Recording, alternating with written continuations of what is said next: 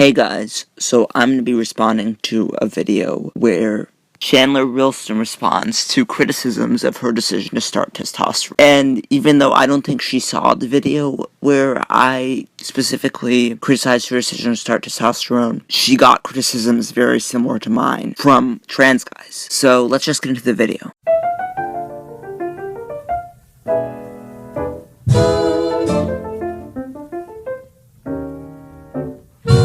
So by trans masculine community, she means trans guys. She's trying to say trans masculine to encompass all of the identities, but really she just means trans guys.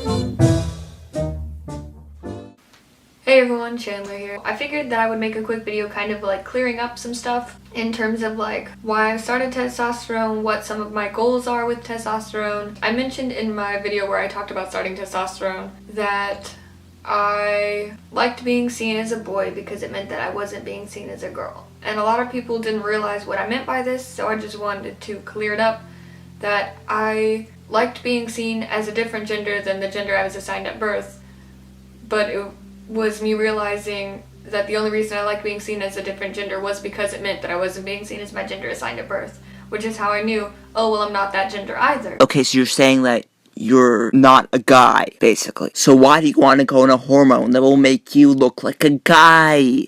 It makes no sense, especially because that hormone is so life-changing. Like, I'm only 7.5 months on testosterone, and you can already tell, even you guys, you can't see me, but you can tell that there's been a huge drop in my voice and all of that. You said, oh, I want to be seen as a boy because I don't want to be seen as a girl. Well, what does that do anything if you identify as a gender, so how is that gonna do anything? Like, I don't get how that's gonna improve anything if you don't even claim to be a guy. One of the reasons why I'm taking testosterone is to acquire more androgynous attributes. But testosterone isn't gonna make you acquire more androgynous attributes. It's going to make you look more like a guy. You can't transition to non-binary. You can only transition to male or to female. You can only take testosterone or estrogen. And you're taking testosterone, and this is why I think this is the wrong decision for you. You don't even claim to be a guy, so why are you taking a male hormone? This is the thing that makes me really concerned. I was bothered by the fact that I was constantly being misgendered as a girl. And there were no times that people were reading me as a guy. And so what would make me feel more comfortable is to be more androgynous so that I'm at least balancing it out between when I'm seen or read as a girl in public or read as a man in public. So like between being read as a girl, being read as a boy, I just want to make it more balanced so that I feel more comfortable being androgynous because that is what I know feels the most comfortable for me. With that being said, for my transition, for taking testosterone, I want to have a deeper voice. That is something that would make me feel more comfortable. And a little more muscle would also make me feel more comfortable. And not having a period would be great. Okay, first of all, so she talks about wanting to have a deeper voice. Okay, so that is genuinely a masculine characteristic. I will give that to you, Chandler. But then she talks about wanting to have more muscle mass. Okay, who doesn't want to have more muscle mass, to be honest? And then not wanting to have a period. What girl doesn't want to have a period? How is this evidence that you're trans, Chandler?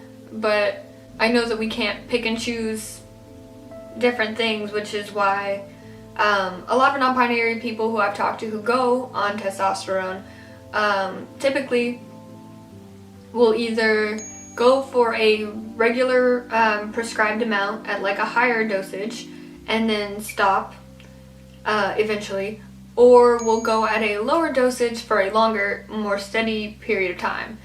Now I'm not entirely sure what it is that I want to do yet. So far I think that I'm going to be taking it at about a regular dosage for about a year, and then after a year probably either lower it or lower it to stop. So the whole thing she said about quote-unquote non-binary people going on testosterone either on a low dosage or going on a regular dosage and then stopping concerns me, because the thing is, you're going against the prescribed treatment, and the fact that these people are doing that indicates that they don't have gender dysphoria, because why would you go against what doctors would normally prescribe if you had gender dysphoria?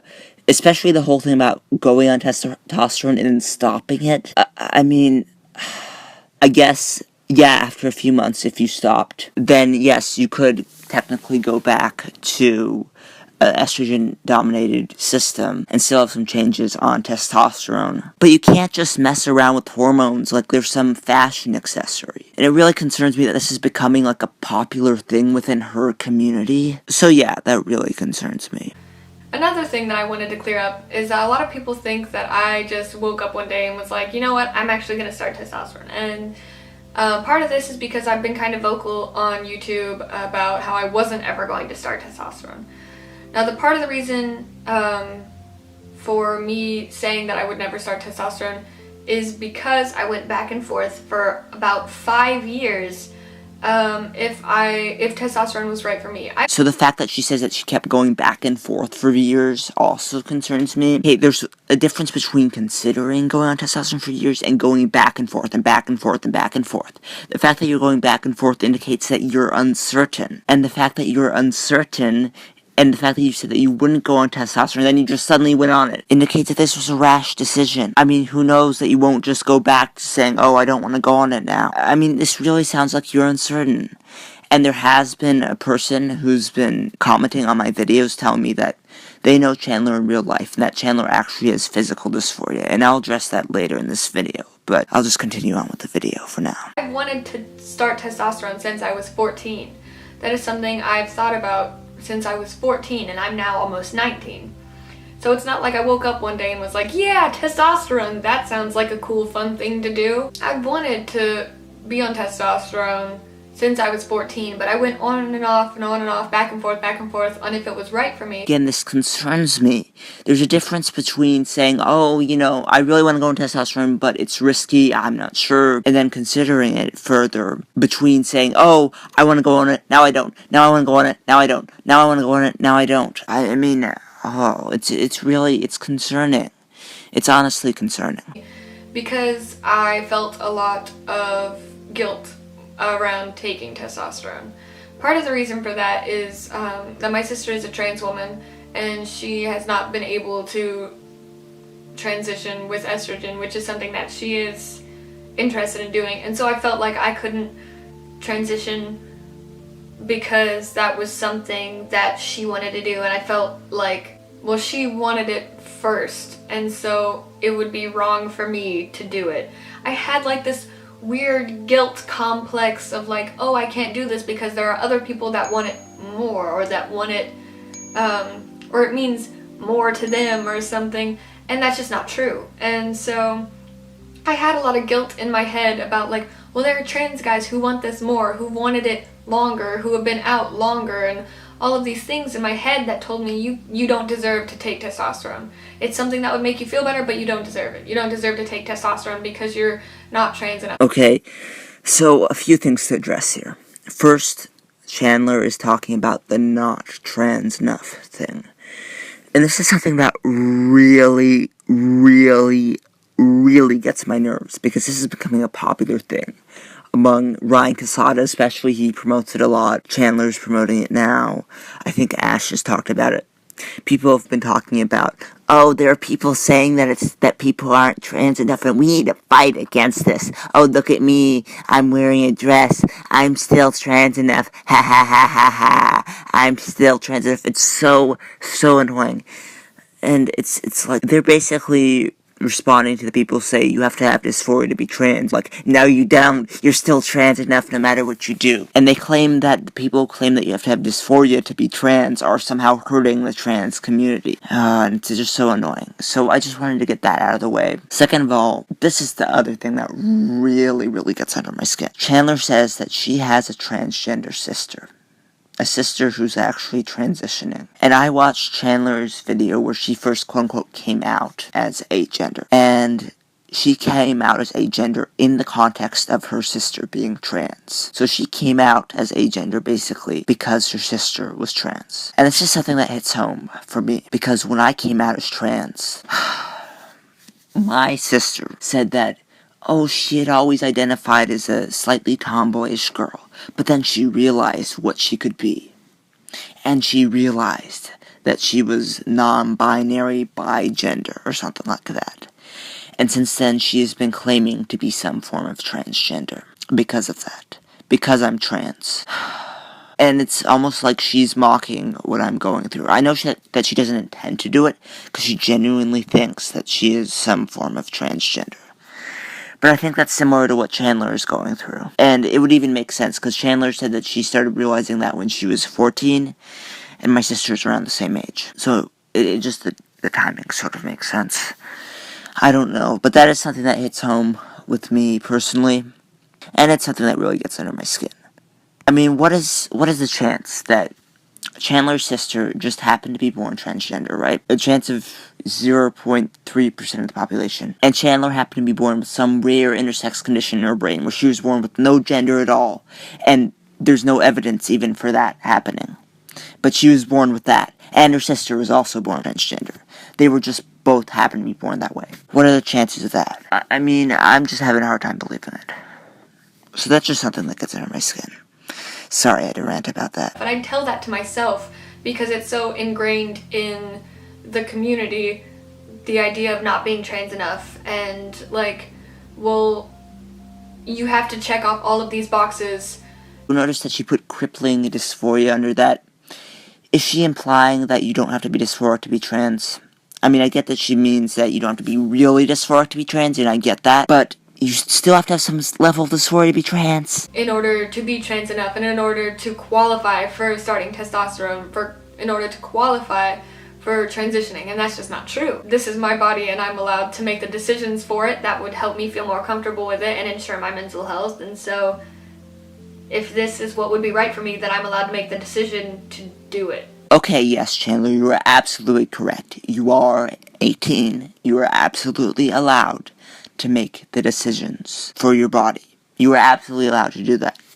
However, I'm advising you against doing that because from what you've said in your videos, you don't seem to have any physical dysphoria, and you don't seem to have actually researched this. You say that you've been going on and off about this, but you don't seem to actually have researched the effects of this. You just seem to like the idea of having more muscle mass and not having a period and having a deeper voice, which is just, oh my god. You like the idea of basically being a tomboyish girl, but I'm rambling. There is a very gatekeepery complex within the transgender community that I definitely hope that we can work to eradicate, because it's very toxic and unhealthy. She's directly talking about people like me. In other words, I really hate how these people who are considered to be kind of the main face of the quote-unquote trans community are trying to silence people like myself. I mean, why aren't people like myself? And I'm not trying to say I'm persecuted or anything, obviously I'm not. But why aren't people like myself allowed to speak and allowed to voice our opinion? It discourages people from taking the steps and taking the measures to make themselves feel more comfortable with themselves. Like, for me, I didn't feel like I could take testosterone because even though I knew it would be something good for me, I thought that it would be something bad for someone else, and that's just not how it works. That doesn't even make any sense, and even so, that's your own problem. I don't get how that's pressure from anybody else. No one was trying to imply that that's something bad for anybody else.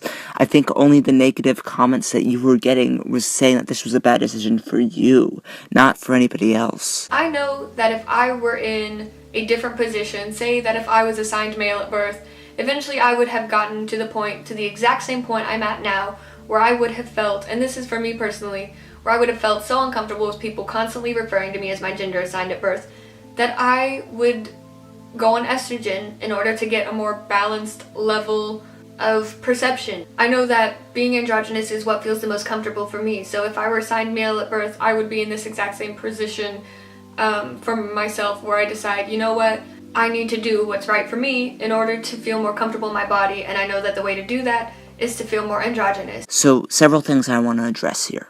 First of all, this makes no sense. Here's the thing, if you ask a trans guy, would you have rather been born a guy? They'll say, of course I would have rather been born male. If you ask a trans girl, would you have rather been born a girl? They'll say, of course I would rather have been born a female. But when you ask these people, they'll say, oh, if I had been born a male, I would have just transitioned. I would have been like a trans girl. That makes no sense at all. And finally, to address the point of the commenter who's repeatedly been telling me that Chandler actually has physical dysphoria, I'm open to that. But all Chandler has talked about in this video and in previous videos is socially, how she's been perceived. How I want to balance out how people perceive me as male versus how people perceive me as female. That's the only reason Chandler cites for going on testosterone, other than wanting more muscle mass and all that. I mean, the voice thing is the only thing that Chandler cites, which shouldn't be the only reason that you want to go on testosterone. And I'm sorry, if social reasons are the main reason that you want to go on testosterone, you shouldn't be going on testosterone. You shouldn't be going on testosterone to change the way society perceives you. You should be going on testosterone to change the way that your body is. Here's the difference between me and Chandler. Chandler wants to change the way society perceives her. If society perceived her as gender neutral, or however she wants to be perceived, she would be happy. However, society perceives me as male now. Society actually perceived me as male before I started testosterone, because I passed pretty well. But I was still not happy. I still had to go on testosterone, even though society perceived me as male. That is the difference here. It's not social for me, or at least it's primarily not social. For Chandler, it primarily is social, and it's the thing that concerns me. And again, I'm open to the concept that Chandler has physical dysphoria, but I'm just not seeing any evidence here. And finally, something I wanted to add. Chandler said that she thought that this would improve her mental health, right? But she said her anxiety had gone up on testosterone, so I have a hard time seeing how this is improving her mental health. To any other non-binary person out there who's looking about starting hormones, my advice to you, don't let other people hold you back from the decision that's right for you. So if you decide that hormones are right for you and you do your research and you really consider the pros and the cons, if you decide that it's right for you, don't let other people hold you back from that. But Chandler, you just made this decision. That's the thing that really concerns me. Like you said, you've been going back and forth and back and forth and back and forth. That makes me really think this is a rash decision. And then on the flip side of that, if you look into hormones and you research about it and you decide that it's not right for you, don't let people get in the way of your decision. Okay, at least I'm glad that you're not forcing people to go on hormones, if that's not the right decision for them. Whatever would be best for you is what's best for you. For any binary trans people out there who decide that hormones aren't right for them, don't let people decide what's right for you.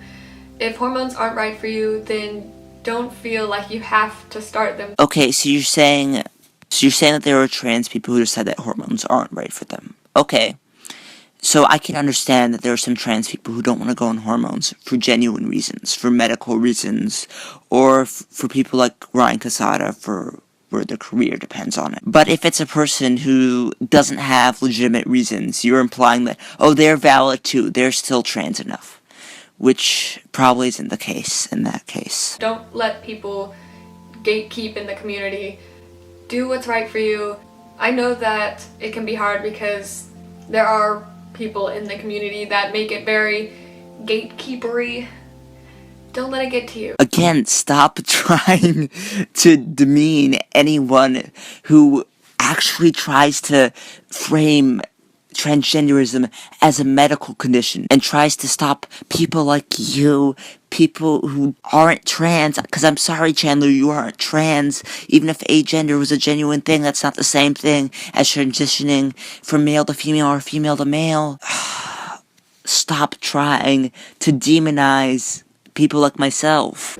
Do what's right for you and follow your heart, follow your soul, follow your mind and body. Oh, but what about science? What about following actual evidence?